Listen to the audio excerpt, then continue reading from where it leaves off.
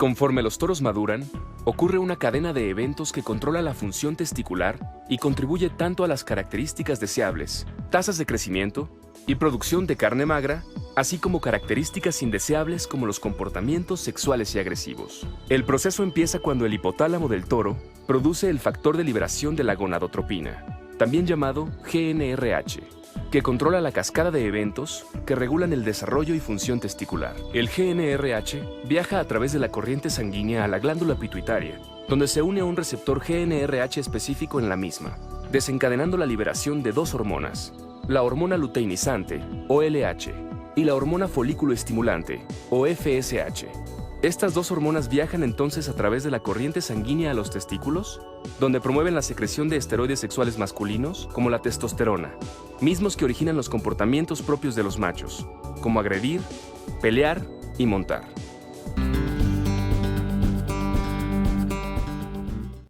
En esta ocasión vamos a evaluar la capacidad reproductiva y funcional de los toros. La eficiencia reproductiva en la cría de ganado bovino está determinada principalmente por el número de terneros destetados con relación a las hembras servidas y es el resultado, entre otros factores, de la interacción entre la fertilidad del toro y de la hembra. Es indudable la influencia del toro en la eficiencia reproductiva del hato y hay que ser muy cuidadoso con respecto a la selección de aquellos que se van a utilizar. En forma individual, la fertilidad del toro es mucho más importante que la fertilidad de la hembra. En servicio natural, la relación toro-hembra es de 1,25 o 1,50. Por esto, se considera que el toro es responsable en un 60% o más del mejoramiento que se pueda lograr en una población. Si una hembra falla, lo que se pierde es un ternero por año, pero si falla el toro, pueden perderse entre 25 y 50 terneros por cada 100 hembras en un periodo de monte. El grupo de toros debe estar en el pico de su eficiencia en el momento del entore. Se debe considerar al toro como si fuera un atleta que debe estar preparado y en excelentes condiciones para una gran competencia. Lamentablemente, muchos productores no toman esto en consideración, simplemente llevan los toros al potrero y se olvidan de comprobar su desempeño, poniendo en riesgo su producción de terneros. Un toro altamente eficiente es el que, puesto con 50 hembras que ciclan normalmente durante 21 días, es capaz de preñar el 95% de ellas.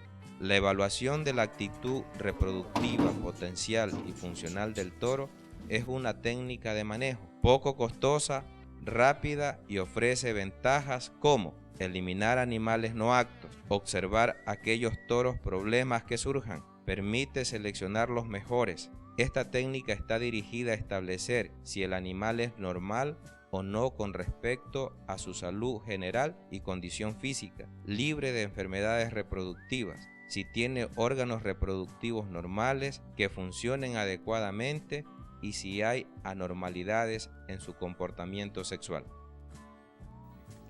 En esta ocasión vamos a hablar sobre el examen funcional del reproductor o del toro.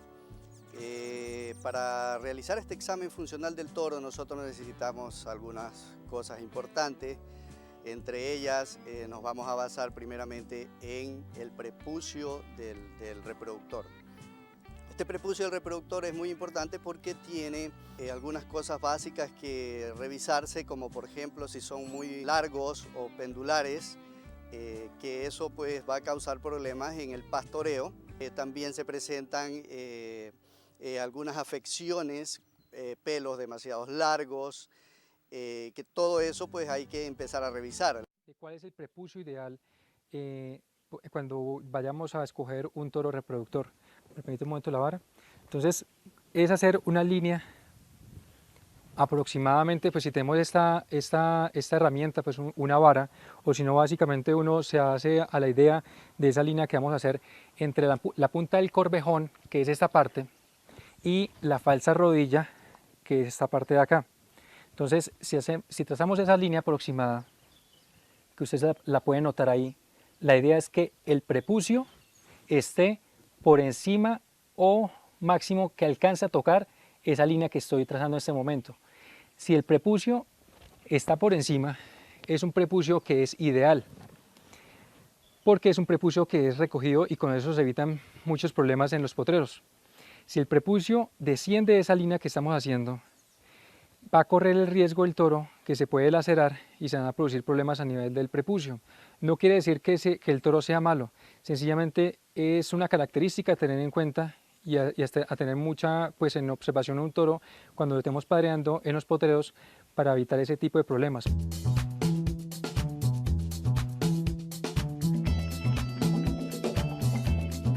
La otra parte importante para revisar es el pene. El pene también tiene algunos defectos que hay que chequearlos cuando el animal está en actividad. Porque cuando está en actividad pues tiene el pene erecto y por ende podemos ver todos los defectos que tenga el mismo y que puedan pues llevarnos al éxito en la reproducción de los bovinos. Luego pasamos al área de los escrotos, que también juegan un papel importante en la regulación, en la termorregulación de los espermatogénesis del reproductor. Y los testículos, que también pues, son factores importantes que determinan la cantidad o la capacidad del toro en reproducción. Estos pues normalmente se los mide en centímetros, pues su diámetro, que hoy pues de acuerdo a las razas van variando desde 34, 33 centímetros hasta 44 centímetros. Que un toro con un buen diámetro testicular, lo que vamos a encontrar es que el toro o esa máquina de producción de semen va a ser mayor. A mayor tejido testicular también va a ser mayor producción de semen de parte del toro. La capacidad de servicio del animal se lo evalúa de acuerdo a la cantidad de montas que tenga en 20 minutos por vaca. Y la circunferencia escrotal, que es el diámetro que se lo toma de los testículos del toro, que va desde los 30 centímetros, dependiendo de diferentes razas, hasta 40-44 centímetros. Cuando nosotros tengamos esos dos datos, nosotros podemos mostrarles aquí en esta gráfica que si un toro tiene la capacidad de servicio de 5 montas por cada 20 minutos y de circunferencia escrotal tiene 34 centímetros, la capacidad de monta podría ser 70 animales. Pero lamentablemente no es así. El toro apenas tiene 55 vacas para servir, porque sencillamente el toro tiene 34 centímetros de circunferencia escrotal, pero lamentablemente monta 5 por 20 minutos, por lo tanto la capacidad en tore de ese reproductor es apenas de 55 vacas. Tenemos otro ejemplo típico, lo podemos escoger al revés. Podemos ver que si un toro monta 9 vacas en 20 minutos, es decir, con mucha capacidad de servicio, y tiene circunferencia escrotal 30 centímetros, la capacidad en tore de ese animal es de 40 vacas. No podría ser 75 montas o servicios porque lamentablemente la capacidad espermática de ese toro no le permite realizarla.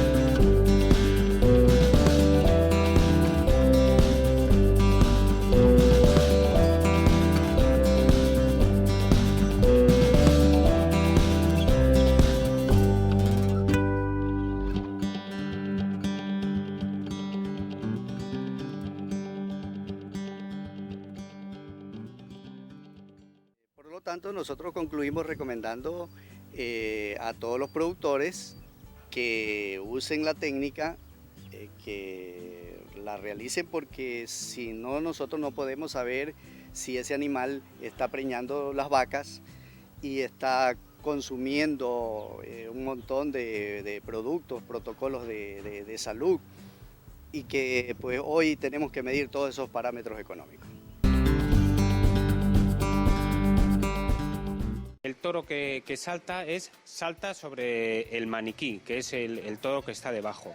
Entonces, en un principio le hacemos 2 o 3 saltos en falso, cogiéndole el pene, y de esta forma excitamos más al toro, y lo que estamos produciendo es que la concentración de semen sea superior a la hora de la monta. Entonces, Miguel, que es el que está colectando, aprieta bien el pene se pone congestivo, y cuando vaya a meter la vagina artificial está preparado ya para eyacular la máxima cantidad posible de semen. Podríamos llamarlo el cortejo entre los dos machos. Eso es. De todas formas, todos los animales tienen 2 instintos sexuales. El primario, que les hace saltar sobre animales del mismo sexo, y el secundario, que es sobre animales del sexo distinto. Entonces, estos jamás han conocido ninguna hembra, por lo tanto, no tienen ningún problema para estar saltando siempre macho sobre macho.